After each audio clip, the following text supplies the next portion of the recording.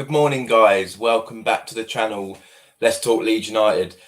Nothing can make you feel older than Leeds signing a player born in 2007. 2007. Isn't that the year that we got relegated from the Championship to League One? Yeah. So Fabrizio Romano is reporting that Leeds have agreed a deal with Aberdeen to sign 16-year-old Lewis Pirri, I think it's pronounced. It's one for the future. It's 200 grand. He scored 51 goals last season for Aberdeen and Scotland at youth level. So, yeah, one for the future. Never seen him play. I'll probably watch some highlights of him later just to see what he's all about. But he'll go straight into the under-21s, and it's just one for the future, really. But what we're here for, what we want to hear about is players for the first team to getting this ship heading back towards the Premier League. And obviously Farke's through the door now. That's all been done. So now we're looking at what is available for next season. And what a better place to start than, what would be a better statement than going down to the Championship and buying the best striker in the league outright. So Phil Hay done a tweet yesterday. I'm sure you've probably all seen it, but if you haven't, I'll just pop it up now. Sometimes when I share my screen, the connection goes all funny. So just let me know if it does that. Phil Hay tweeted, Farke is in the building, so all eyes on transfer. Darlow rated, as are Woodman and Gunn. Manning linked, Charlie Taylor considered. We'll get into that in a minute. Liverpool's Phillips on the radar. We heard about that the other day, didn't we? And a long-standing interest in Hamer, which would be an amazing signing. Pirro and Surridge are options. So, I mean, people say that, he's just throwing a load of names out there and he's bound to get one right or two right or whatever and, cover himself in glory. But Phil Hay doesn't really do that. I don't know if you've noticed, but the last, couple of seasons now, he often goes quiet for a few days where he's not hearing anything. He doesn't really make stuff up. So I believe every single name that he's tweeted about, I believe that is what he's heard. Like with the manager situation, he didn't hear nothing. He didn't tweet about anything. He was just going. He went quiet, if anything. So I believe he's been drip fed this information from the club, and it excites me because they are some good names. And like I said, it'd be a right statement going down to the Championship and buying the best players in that division. So we're just going to look at some of them individually, and we'll have a little discussion about them. This article on the Sporting Life was written by Tom Carnduff, and he's gone into quite a bit of detail about some of the players on the list that Phil Hay put out. So we'll ignore the ones that Phil Hay didn't mention, and we'll look at the ones that he did. And just while we're here, this is Norwich City's average positions in the year that they romped the league, and this is also a graph of all their attempted shots. But just something that I love about this is just look how high the fullbacks are. If that could be Cody Drame there, maybe Ayling, and the left back Manning or Charlie Taylor. We'll look at that in a minute. We'll talk about that in a minute. But I just love the average positions here. Like literally on the halfway line, the fullbacks are on the halfway line, and the middle's it's compact, it's solid. And when we get the ball, obviously they'll sort of spread out. They're almost like inverted wingers. So I love that. And the centre forward dropping a bit deeper, which would suit Patrick Bamford, wouldn't it? Not that I want him to be our striker next season, but it would suit him, that style of play. So we're looking at Joel Pirro first, obviously of Swansea City. Scored 19 goals last season, and the season before that he scored 22. So, it wasn't a one-hit wonder. He's done it twice. Expected goals 17, shots attempted 137, second in the league, which I love because he's not afraid to get a shot off. How many times last season do we look at Bamford and whoever else? We're like, just shoot. They get themselves in these position and nothing comes of it. I love a striker who just gets his shots off. But like Jermaine Beckford used to do that. Just any sniff of goal, he'll just shoot. So Joel Pirro would be a brilliant signing for me. It'd be a right statement if we could go down and sign him. I think the fee would probably be around 15 to 20 million. I'd imagine similar to like Guy Correz. So if we could get that done, I'd be over the moon. Whether we will or not, I don't know. You know, these are they're not rumors, but they're not guarantees either. They're just people that Leeds are considering. And going down to the next one, Gustavo Hamer. Now, this man is probably the person I want Leeds to sign the most. He's a brilliant player. I didn't see a whole host of commentary games last season, but I did see a few, and he dominates. Look at his graph. He's all over the pitch in the middle, box to box. Scored 11 goals, 10 assists. Again, I think you're looking at about 15 million for him. And in a Daniel Farke system, I think he would do. I think he could beat those numbers easily. I think he could get up to 15 goals and probably 15 assists. I think he would be a terrific signing. Obviously, he's been linked with a few Premier League teams, so you know, whether we can get his signature ahead of them, I'm not sure. But you know, if we could get him, if we got him and Perot, we would be laughing. Yeah, and anyway, it says finally address a left back problem. This has been a hugely problematic area at the club for a number of years. It has, hasn't it? I can't remember the last time we had a decent left back, to be honest. Barry Douglas was unfortunate with injury. Firpo could never get going. He got going for a few games and he dropped off a cliff. Dallas is back now, obviously, but he's just been out for however long. So we can't rely on him. Leo Helder's leaving or already gone. Yeah, so this brings us on to Ryan Manning. And after we'll talk about Charlie Taylor. So Ryan Manning, 5 goals, 11 assists. We saw the graph a minute ago of how high Daniel Farke likes his fullbacks. In a Leeds team playing like that, imagine how good Ryan Manning could do, right? 5 goals and 11 assists is an absolutely terrific return from a left back. Okay, I know he's Swansea are quite attacking as well, and he was attacking for them. But exactly, if he could even match that this season, then that is a terrific contribution. And he's a free agent. We could get him for nothing, for gratis. Zilch. So I don't understand why we haven't gone and just got this man. Like, we know Firpo's leaving.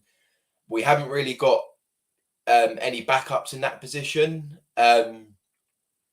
Obviously, we said about Helder, but he's leaving or left. I'm not quite sure. Has he left or he is leaving? He's been linked with a few teams. But if you know, just go and get Ryan Manning. You know, look at his stats in the Championship. You know, I think he's 28, 27, 28. So he's a good age as well. He's experienced, but not too old in terms of footballing terms. And yeah, that would be a terrific signing. So now comes the question about the man who's causing. I've seen a lot of people having little debates, like Leeds fans do on Twitter, have little arguments with each other. Charlie Taylor. My probably unpopular opinion is that I wouldn't mind it. I wouldn't mind if we got him back. So I'm looking at the bigger picture. I know he refused to play that time, and he did turn his back on the club. But wouldn't that just make him play? You know, try even harder if he ever come back. I know no matter what, he won't be welcomed back. Like, it will take him a long time to be welcomed by the fans. But you know, if he's up to the challenge of you know, us forgiving him, so to speak. I know that sounds pretty deep and heavy. It's like, it's football at the end of the day, but it's not just football to us a lot, is it? It's our lives. You know, which is why I'm, you know, doing videos on it and you're watching videos of it. If it was just football, then we wouldn't bother, would we? You know? So he'd have a lot of making up to do, right? But he is a good left back. He really is. I was looking at his stats earlier. He's played 133 games in the Premier League. He's got experience in the Premier League, and also I think he's played a similar amount in the Championship. And what's quite interesting, what I saw on these stats, is that last season for Burnley, I think he played like 40 games in all competitions, 33 or 34 in the Championship. He played left centre back most games. He was pretty much a left centre back. So he adds to the he adds to the options there. So sometimes we might play a bit narrow and he can slot into left centre back. Sometimes, like we said, under Farker, normally it's width and normally the fullbacks are right on the touchline. That suits Charlie Taylor. So it depends how you look at it. If you can forgive and forget, then Charlie Taylor's a real good option at this level. If you're going to hold grudges, then I can understand it as well. When all that happened, I was fuming. This is our football club. This is our lives, right? Obviously, along with family, and it, that goes without saying. But Leeds are our lives, and he's just like, nah, I'm not playing. Want to go, want to leave. So yeah, he would have a lot of making up to do. But let's not pretend that Charlie Taylor isn't a real good left back at this level.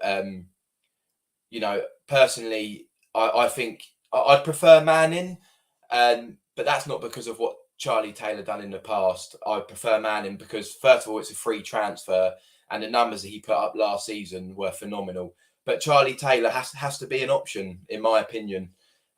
If we can get on board with that, then we know he's got a lot of making up to do. But if we can forgive him, then that would be a real good option, especially as he can play centre back as well. And he's not a clown at centre back. Like, Burnley romped the league last season and he was pretty much playing centre back every game. So yeah, if it wasn't for what happened in the past, I think we'd want to sign someone like Charlie Taylor. So yeah, get your comments in, guys. Let me know what you think about Charlie Taylor, Hamer, Perot, all of the other lot. Luke says, bring both Taylor and Manning have both become... bring both Taylor and Manning have both become need two left backs. Yeah, the thing is, we do need two left backs, mate, but are they going to be happy? I don't think either of them will want to be bench options. Like, typically, in the Championship especially, when you have two options per position, normally one of them's like a younger player coming through. You don't normally get two like really experienced left backs in the same squad, especially with their ages. I think, like I said, Manning is 27, 28. Charlie Taylor's, I think he's 30, 31 or something like that. Feels like he's been around forever. But I mean, if we did sign both of them, that'd be terrific. But I can't imagine either of them wanting to be squad options. So I feel like we'd only go out and get one of them, and I would prefer Manning, but I think Taylor would be a terrific signing, especially considering he's can play centre back as well. But out of all the list that Phil Hayes said, let me know who you'd all like the most for Leeds to sign. For me, it's Hamer, but if we signed Perot, that would be unbelievable, wouldn't it? Scored 41 goals in the last two seasons. So, he knows his way around it. It'd just be such a statement for us to get relegated and then just go and spend mega bucks on the best striker in the league. Like the 49ers have already said that they're going to be aggressive in the market. And I don't think Farker would have took the job if that wasn't the case. Also in the goalkeeper position, they mentioned Darlow, which we heard about the other day. It was out of us and Bournemouth, wasn't it? Looking at signing Darlow. And also Woodman, who's at Preston, and Gunn, who's at Norwich. Out of them, I mean, I'm not going to sit here and say that I've watched loads of them, but I just prefer Darlow, to be honest. I think the other two are pretty decent goalkeepers. I've done a bit of research, and they're both pretty decent, and they're well liked at their clubs. But I think Carl Darlow is the most experienced, and yeah, I think that would be a terrific signing because we've got to get moving soon. I know things are starting to happen and dominoes are starting to fall in now, but it's less than a month now till the season starts, and in the next week or two, really the next week, I'd like to see us starting to sell some people because then that opens the door for other people to come in. Like Meslier, his time's done, isn't it? He'll be gone. So then we need to get a goalkeeper straight through the door. And also, we've been linked with wingers and midfielders and stuff, but we need to know who's going and staying first. And also, I saw an article in The Athletic about Rutter. Farker, I think it looks like Farke wants to keep him, which is brilliant, because there was a few rumours about him returning back to Germany. And I know Leeds fans, I know a few people were not impressed by Rutter, but he hasn't had the chance to impress us, has he? Really, he's been thrown on for a couple of minutes here, a couple of minutes there, in a team that's getting absolutely ironed out every week. Like, I think it could be the best thing for him to go down to the Championship, have a terrific season, and come back to the Prem as a starter, and with a season of goals and assists under his name. But yeah, Farke's sort of identified Rutter as a winger, which I like. There was a lot of debate about whether he's a centre forward or a winger. I know for Hoffenheim, he did sort of play centre forward, and he is built like a bit of a centre forward, isn't he? He's quite tall, he's quite strong, but I think he could be good out wide, especially in a Daniel Farke system. I think we could see the best of Rutter in that position. So that would be one less signing that we need to make if we can have Rutter out there. In terms of Gnonto, Harrison, like, we haven't heard nothing about Harrison, but we spoke about it the other day on the Just Joe show. Like Just Joe said, he said basically we haven't heard much, but there'll be stuff happening, and the fact that we're going to have to worry about Harrison leaving right until there's 1 minute left of the transfer window, because there's going to be so many teams interested in him. It makes me wonder if people are just sort of waiting to see what everyone else does, because Harrison will be a real sought after player, like probably the player that people want the most from our team, maybe along with Adams and Gnonto. Also, talking about Gnonto, I've seen a few different stories of how much money we're going to hold out for him.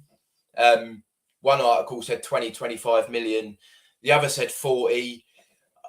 I mean, realistically, how much are we going to get for him? Like, we know he's got all the ability in the world, right? But he's still young. That being said, for a player of his age, he's so intelligent and so calm on the ball. He's never rash. So I think if we could get 25 million for him, that'd be a decent return. People were saying, well, if Leicester can get 40 for Maddison, then we should be able to get 40 for Gnonto. Not, in my opinion, not really. And it's only my opinion.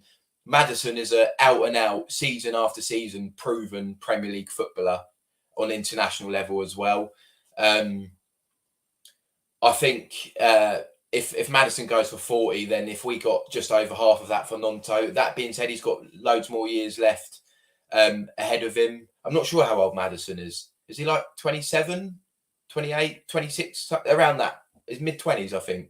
Whereas Gnonto's, really young. So I get that, and you're paying for the potential as well. But if we could get 25 million for Gnonto, we'd have to take that. If he really wants to go, hopefully we can keep him. But I think it's going to be a challenge. So we've got a lot of quality players. If we can just keep a couple of them and add some of these people who Phil Hayes mentioned, Hamer, Perot, Manning, then we're going to have a good season, guys. I'm not worried. I'm really not worried. I'm very confident now. We've got Daniel Farke through the door. I'm not going to go off topic here. Obviously, this was about transfers, but we got Daniel Farke through the door. It's not when we got relegated from the Championship before, the whole club was an absolute shit show, right? And I know there's still like bits of it, left behind from the last couple of years, but they're slowly being weaned out the club, even down to the goalkeeping coach. He's gone. So, once we get rid of all this dead wood and start getting some players through the door, we've got money, we've got parachute payments, we've got wealthy owners, we've got player sales to come.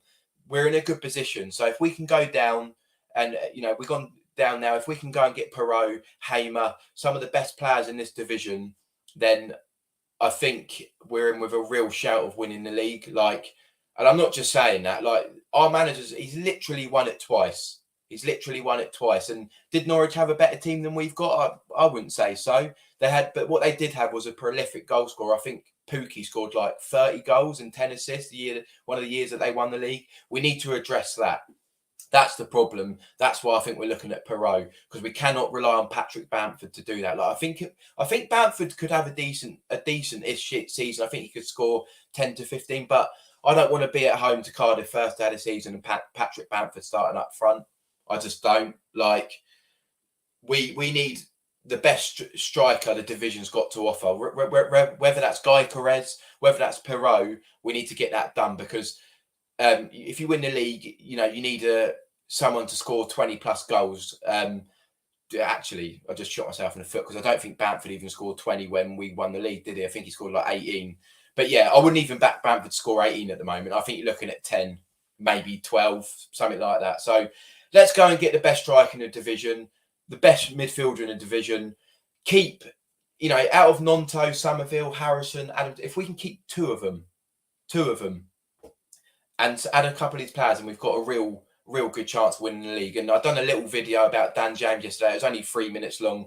I found an article from 2019, I think, Daniel Farker saying, Holy Ghost, hello mate, hope you're good. Daniel Farker saying he tried to sign him when he was at Norwich. And there's a bit of an article about how much he rates Dan James, and how he was gutted that he missed out on a signature. So even though that was 3-4 years ago now, Dan James is obviously going to be back with Leeds soon. Now he's returning from international duty. What's to say that Daniel Farker can't get the best out of Dan James? We know his final delivery isn't the best, but is he an option? You know, I'd rather keep him than loan him out to another Championship team, or he goes to a Prem team, and you know, I'd rather keep him. My opinion, I'd rather keep Dan James. I know that's probably another unpopular opinion, but his under a Fark system who loves the press, a conservative press, Dan James is terrific at that. Under a Farker system who's quick in a transition, who likes to counter attack, Dan James is good at that as well. So we're not going to talk any more about Dan James, but just a little one there. He in my opinion, he could be almost a good addition to the squad. So yeah, that's pretty much it, guys. We're just talking through the signings that Phil Hay mentioned. Like I said, if we can get a couple of them, I'll be over the moon. But let me know in the comments below who you would love, who your number one signing for Leeds would be. Please like, comment, and subscribe. It really helps the channel. Still growing, still a new channel, still learning. Still trying to tune the connection and get everything right, but I'm getting there slowly but surely. And I just want to say I appreciate all the comments, all the likes, all the subscribers. Like, they really do mean a lot to me, because without it, there's no point of doing it. So yeah, I hope you all have a good day, guys, and hopefully in the next week or so we can start seeing more people leaving and more people coming. Because yeah, less than a month ago till the season starts, so the clock's ticking. Have a good day, guys, and I'll speak to you again soon.